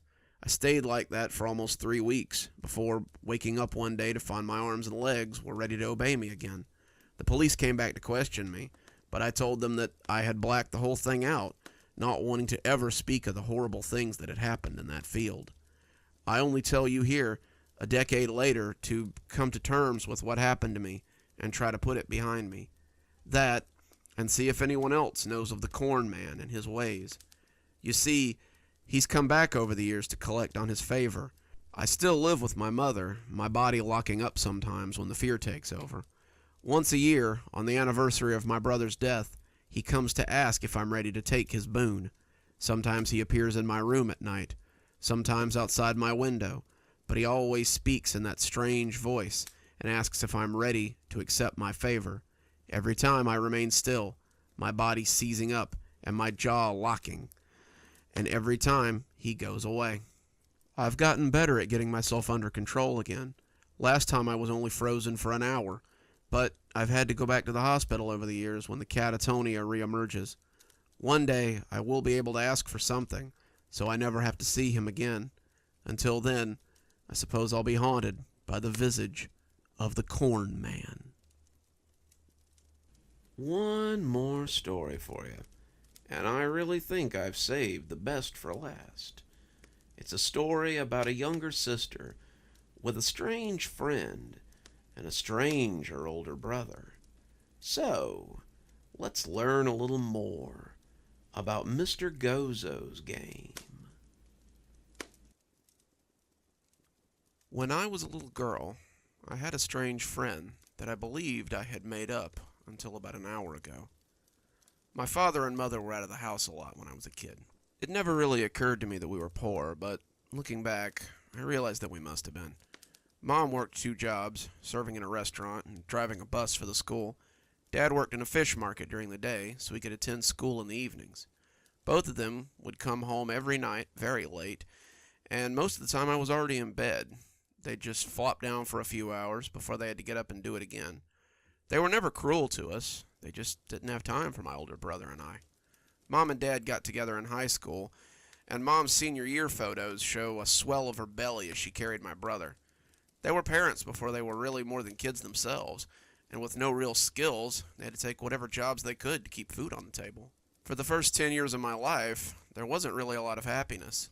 There were no Christmas mornings, there weren't a lot of birthday presents, and I lacked the parental involvement that a lot of my peers seemed to have. That was probably what led me to create Mr. Gozo. My brother was supposed to be watching me after school. I've talked about my brother a little bit, but I don't think I've told you much about him, really. He was 8 years older than me, a senior in high school, who was supposed to be my caretaker while my parents were out of the house. This usually translated to him being in his room with the door closed, or him leaving the house and telling me not to answer the door or go outside. This meant that I spent a lot of time alone as a kid, but I much preferred the time when he left me alone. My brother was more than a neglectful babysitter. He could be really mean and seemed to delight in tormenting me. If he was gone, then it was just me and Mr. Gozo with the house to ourselves. Mr. Gozo was a friend that I discovered living in my house one day. He was tall, taller than my dad even, and had a strange, whispery voice that always used to make me laugh. He wore grown-up clothes, a long coat, and a pair of suit pants with square-toed cowboy boots sticking out from underneath them. His head was round and pale, his eyes always seemed a little too big for his face, and he didn't have any ears, which I found very funny as a kid. His smile was my favorite thing about him, because it reminded me of the Cheshire Cat from Alice in Wonderland. Something else about him that always reminded me of that cat was that he would disappear whenever anyone else was around. One minute we'd be having a tea party or playing hide and seek, and the next my brother would come home and Mr. Gozo would just vanish. I told my parents about him, but they just smiled and said it was good that I had such an active imagination. My brother said I was a little freak and told me to stay out of his way. Mr. Gozo did not like my brother. He is a brute. He knows nothing of imagination. We played a lot, Gozo and I, but I remember his favorite game was hide and seek. He would never beat me, though. I was an excellent hider. He would clump around for a while before finally saying I'd won, and I would burst out and wrap my arms around his leg. Despite never winning, he always wanted to play. He seemed to like chasing me through the house, and when I think back on it these days, I see how lucky I was to never have learned anything to the contrary. You see, Mr. Gozo would always make these little bets before we started playing hide and seek. If I can't find you, then I will get you whatever you desire. But if I win, then you must come back to my house to play. Of course, I would always agree. I was 10 and very good at hiding. When I say he never found me, I mean he never found me. I would hide under things that were too hard for him to lift, or hide in places that were too small for him to get into. I would camouflage myself with blankets and pillows, and I could remain absolutely still and quiet for quite some time. Mr. Gozo would try his hardest, stomping around as his 2 big eyes roved everywhere. Eventually, he would just give up and tell me I had won. He always made good on his promises, too. I've watched Sailor Moon or Powerpuff Girls in the middle of the night long after Cartoon Network stopped showing cartoons, and I've eaten chocolate ice cream and pizza when we barely had groceries in the house. Much like Mr. Gozo, though, if my brother came home early, he couldn't see the food, or the show, or the new toy that Mr. Gozo had given me. I would turn back to find an empty plate or a staticky TV, and Mr. Gozo would be nowhere to be found. Mr. Gozo would play anything I wanted, but he asked to play hide and seek at least once a day. If I said I didn't want to, he never pushed the issue. He also never let losing deter him from playing. It appeared that whatever he wanted to do with me at his house could wait. He was a perfect companion for a lonely child, and I never saw his more sinister side until I looked back after the incident. Not until the hide and seek when I lost my brother. It was late, probably after 11 o'clock, and Mr. Gozo and I were playing hide and seek, as we did most every day. I kept stumping him, even after hours of playing, but this looked like the time he was finally going to win. I was hiding beneath the couch cushions, compressing myself in a divot under the middle cushion where the springs were sagging. I could see him searching for me between the small gap in the cushions, and Mr. Gozo was looking desperately. He had lost 8 times in a row, and I could see that his patience was starting to deteriorate. He was pushing things aside, rustling the curtains, and pushing the pillows off the couch roughly as he searched for me. As the pillows hit the floor, I must have moved slightly, because he turned those much too expressive eyes back to the couch. They zeroed in on the cushion, and I knew that Gozo was about to win. He wrapped his long, sinuous fingers around the cushion, grinning as he prepared to lift it up.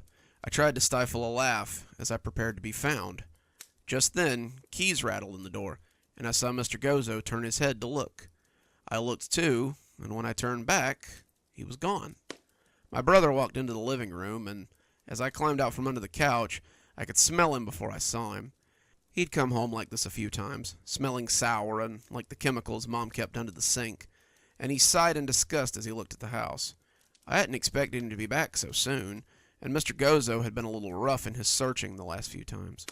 There were pillows and blankets on the ground, the curtains were open, and there were books scattered around, as well as magazines on the floor. The living room was a mess, and as I climbed from the couch, he asked me what the hell I had done. Nothing, I said timidly. Mr. Gozo and I were just playing hide and seek. My brother rolled his eyes. Mr. Gozo, Mr. Gozo, Mr. Gozo. He slurred the name as he said it, stumbling a little as he flopped onto the couch. I am so sick of hearing about that stupid freak. Clean up this crap before Mom and Dad get home, and yell at me for it. I started picking up, feeling him watching me as I moved around. He was acting weird, weirder than usual, and he was making me uncomfortable as he sat staring on the couch.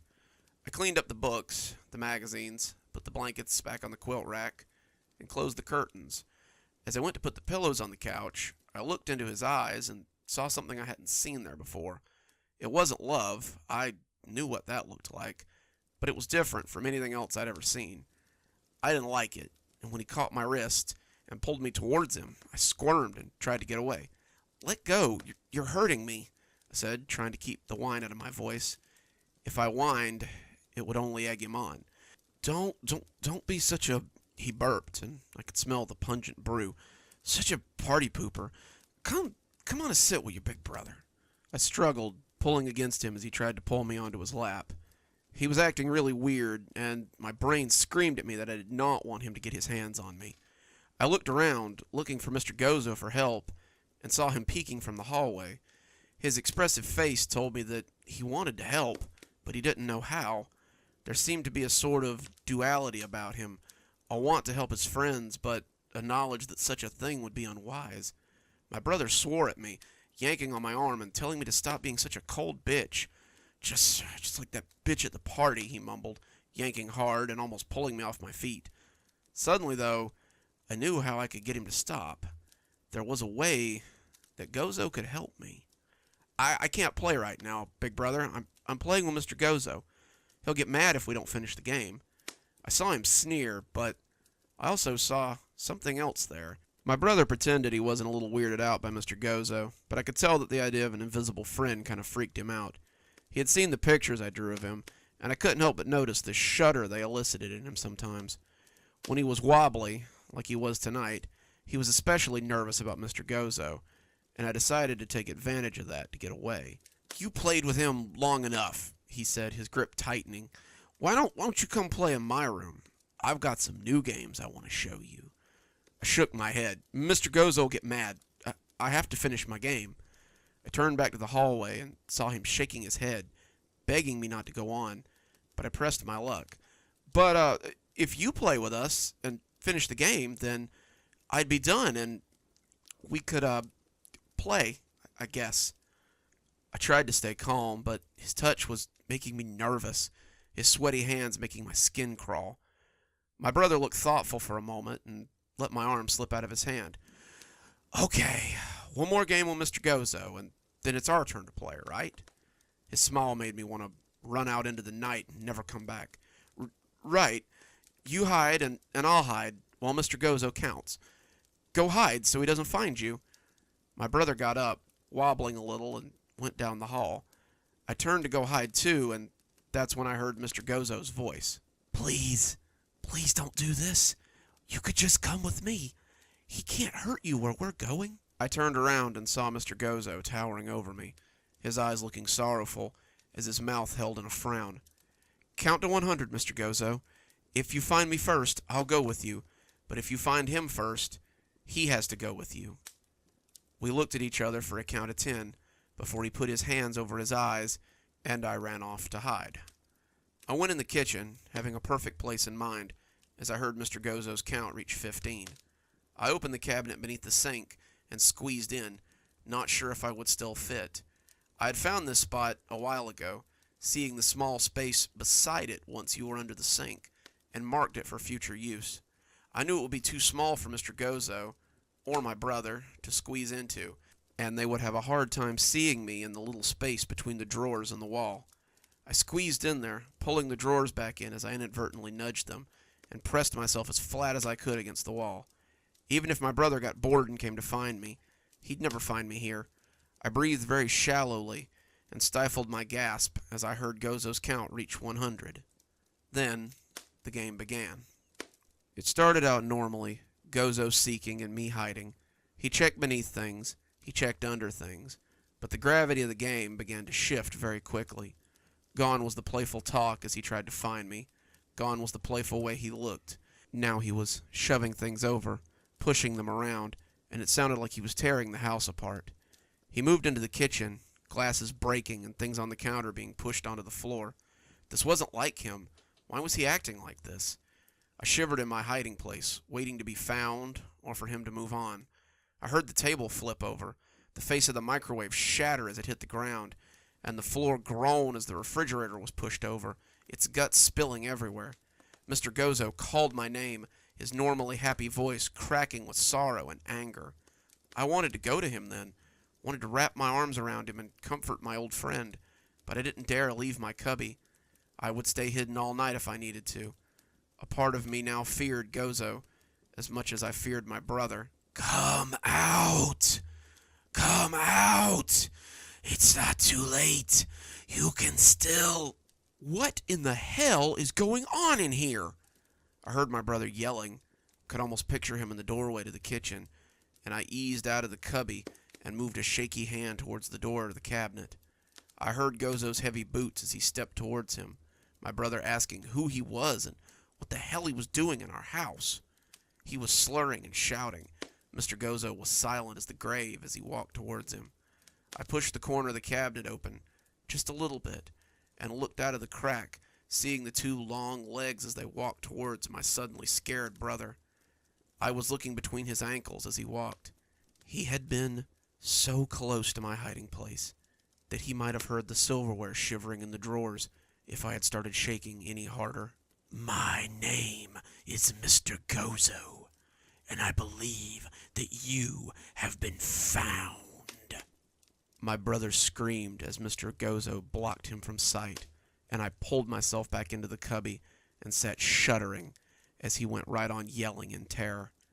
I stayed there until my parents came home an hour later and called the police.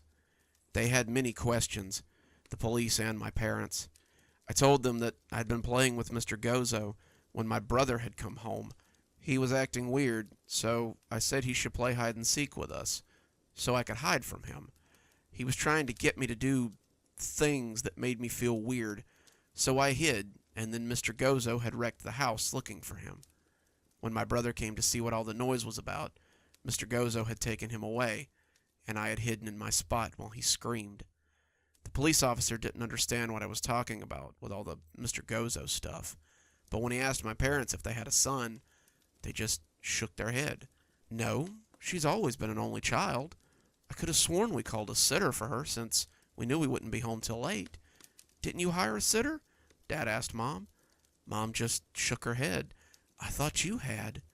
They both, however, had this dreamy look on their face, confusion mixed with embarrassment, like when you walk into a room and forget why you came there. It probably seems weird to you that I keep calling my brother by his title and not his name. It's because, as I saw my parents looking so confused, I realized that I didn't know his name either. I remembered that I'd had a brother, in that vague way that you remember that when you were 6 you had a pet, but not exactly what happened to it. But I couldn't remember his name. He was gone from all the family photos. His name was gone from any journal entry or class assignment I had wrote on it, and no one remembered him at all. It was as though he never existed, and even now, I can't remember what he looks like or what his voice sounded like. I only remember that he existed, and he's gone. I wonder often if that's what happened when Mr. Gozo caught you. The police had a lot of questions after that, and it was finally agreed upon that I had been the victim of a break-in and hidden from the intruders. They hadn't found me, so they had left after a while, and I was extremely lucky, they said. The police agreed to check the house, but found nothing. My parents said they would check their valuables, but never reported anything missing. Mr. Gozo had only taken one thing, and they couldn't remember that it had even existed to start with. They sent me to bed, telling me to get some sleep while they cleaned up the mess, and that's when I saw Mr. Gozo for the last time. I was lying in bed that night, listening to my parents talk about how they needed to be more careful about leaving someone here with me, when I suddenly felt his eyes on me. I rolled over to see his sad face, his heavy eyes full of sorrow, and his too big mouth turned down into a frown. I also saw the speckles of blood on his normally so clean coat, and the small, hesitant smile lying just below the surface as he gauged my reaction to him. Go away, Mr. Gozo. I don't want to play with you anymore.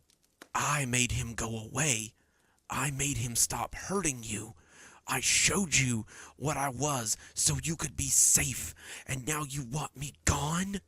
I rolled over, looking at him and yelling, Go away, Gozo! Say it again. Say it thrice, and I'll never darken your door again.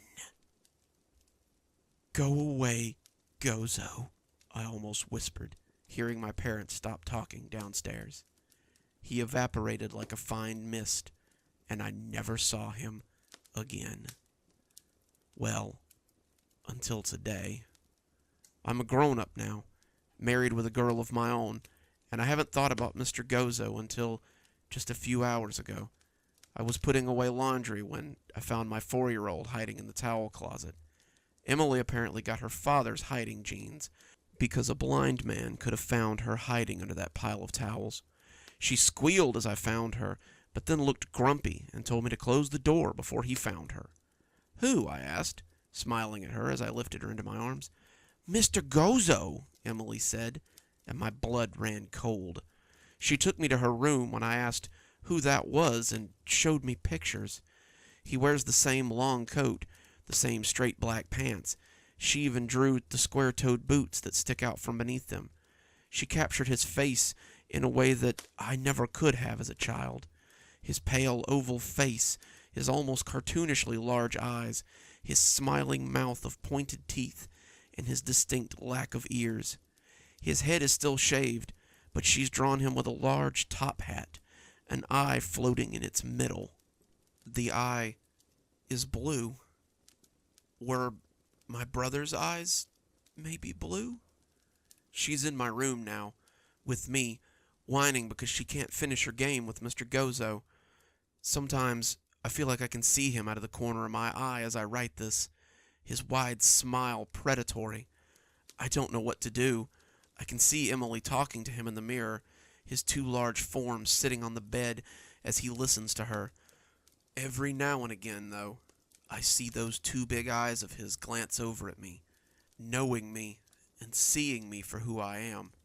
I want to take my daughter and run, but I don't know how he will react to such a move. Perhaps I can offer him one last game. Perhaps I can finally give him what he always wanted.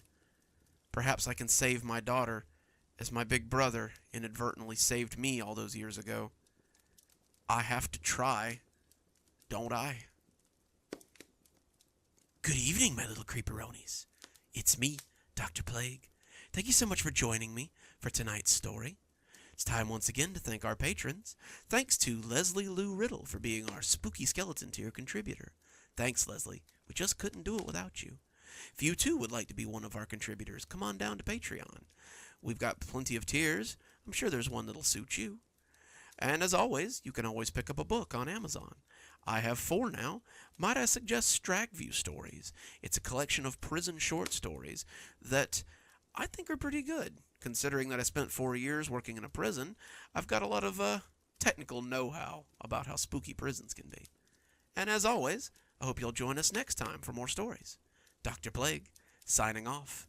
Have a wonderful evening. And just like that, our stories have come to an end once again. Thanks for joining me for today's Cozy Horror, and I do hope I'll see you again very soon. Until then, this is Dr. Plague wishing you a wonderful day and a spooky evening.